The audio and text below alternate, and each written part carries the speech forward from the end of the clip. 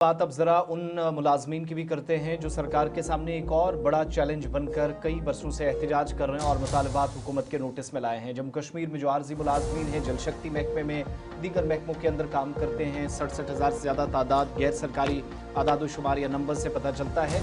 योमिया उजरत पर काम करते हैं, लेकिन हुकूमत पर मुसलसल नज़रअंदाज करने का इल्ज़ाम आयद होता रहा है।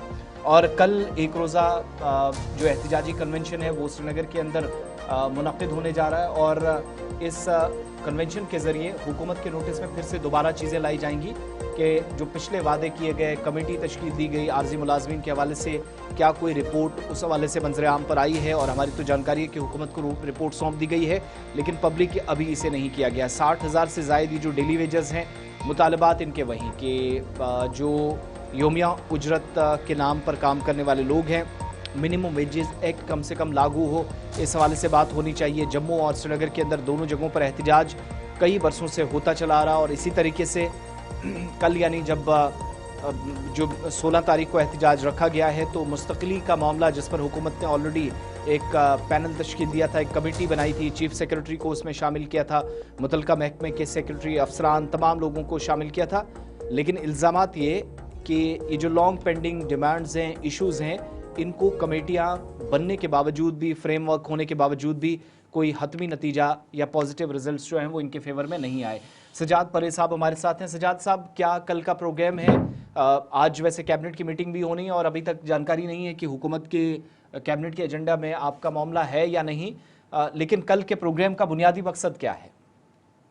देखिए, कल का जो प्रोग्राम है ये कोई एहतजाज नहीं है, हड़ताल नहीं है, बल्कि ये पूरा पीसफुल कन्वेंशन है जिसमें हमारे सारे मुलाजिम जो हमारे मुख्तलिफ महकमों में मुख्तलिफ ज़ुमरों के तहत हमारे आर्जी मुलाजिम है वो इसमें शिरकत करने जा रहे हैं। और हिस्ट्री में 1994 से के बाद आज तक जो भी हमारे मामला थे, जो भी हमारे इश्यूज थे, तो वो डेली वेजेस कैजुअल लेबर्स को अपने लेवल पे लड़ने पड़े। उसमें एम्प्लॉय जॉइंट एक्शन कमेटी किया, बाकी लोगों ने तो मदद दे दी, लेकिन खुल के एक पॉइंट पे कोई प्रोग्राम नहीं हुआ था। तो आज में पहली बार देखने को ये मिल रहा है कि आज 4.5 लाख मुलाजिमीन की जो क़यादत है, एम्प्लॉय जॉइंट एक्शन कमेटी जो मुश्तरका प्लेटफॉर्म है, नुमाइंदा तंजीम है यहाँ के 4.5 लाख मुलाजिमीन की, वो भी उन्होंने ये प्रोग्राम किया है, उसी बैनर तले ये प्रोग्राम होने जा रहा है। और इसका मकसद यही है कि हम सरकार को गफलत की नींद से बेदार करेंगे और सरकार को वो वादे याद दिलाएंगे। वो एमएलए चाहे वो हिज़्ब इक़्तिदार के, हिज़्ब इख्तिलाफ के हैं, उनको वो वादे याद दिलाएंगे जो उन्होंने इलेक्शन मीटिंग्स और इलेक्शन कैंपेन्स के दौरान और अपने इलेक्शन मैनशूर के दौरान आरसी मुलाजिमीन और यहाँ के मुलाजिमीन के साथ किए थे।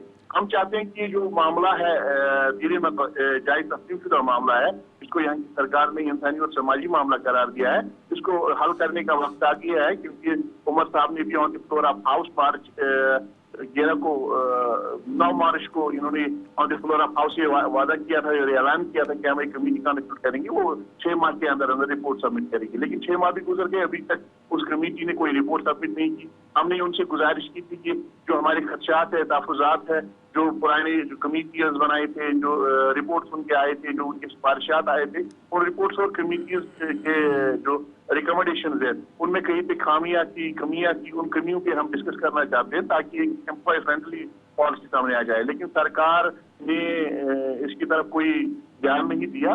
तो सरकार की तरफ रेस्पॉन्स आने की न आने के बाद तो हम नहीं चाहते कि हम टकराव की पॉलिसी इख्तियार करें, हम रोडों का रुख करें। हमने पुरअमन तरीके से जब से ये कमेटी बनी है तब से अब तक कोई पेशरफ्त हुई या इस दरमियान कोई राब्ता हुकूमत से? क्योंकि जानकारी ये भी थी कि रिपोर्ट दे दी गई थी लेकिन उसमें कुछ तकनीकी एतबार से खामियां थी। इस दरमियान कोई मुशावरत का सिलसिला हुआ या कोई कांटेक्ट की कोशिश हुई कंसर्न्स लोगों से? हमने जो कमेटी के मेंबरान हैं उनसे भी मिलने की कोशिश की और मिले भी उनसे, लेकिन उन्होंने यही कहा कि हम आपको बुलाएंगे, आपके साथ बात करेंगे, लेकिन अभी तक उस हवाले से कोई बात नहीं हुई। हमने फिर प्रेस स्टेटमेंट के जरिए से, प्रेस कॉन्फ्रेंस के जरिए से अपनी बात उनके सामने रखने की कोशिश की, लेकिन सरकार की तरफ से अभी तक कोई खारिज का कदम नहीं उठाया गया है, न कोई बात इस हवाले से, न कोई रिपोर्ट पब्लिक किया गया है। हम चाहते हैं कि जो भी पॉलिसी बने उसमें यहाँ के मुलाजमीन, जो हमारा 15-20 साल का जो टेन्योर हमारा था, जो हमने कुर्बानियां दी हैं, उनका ख्याल रखा जाए। जो लोग दौरानी ड्यूटी शहीद हो गए हैं, चाहे वो बिजली खंभों पे अपनी तड़पते हुए उन्होंने जान दे दी है, या महकमा पीएचई में या बाकी महकमों के अंदर कोविड के दौरान या बाकी आम के दौरान, नामासाइद हालात के दौरान, उनका भी ख्याल रखा जाए। अच्छा, कल के प्रोग्राम में ये तमाम आर्जी मुलाजमीन ही होंगी या कुछ मेहमान भी होंगे, दीगर शख्सियात को भी मदऊ किया गया है?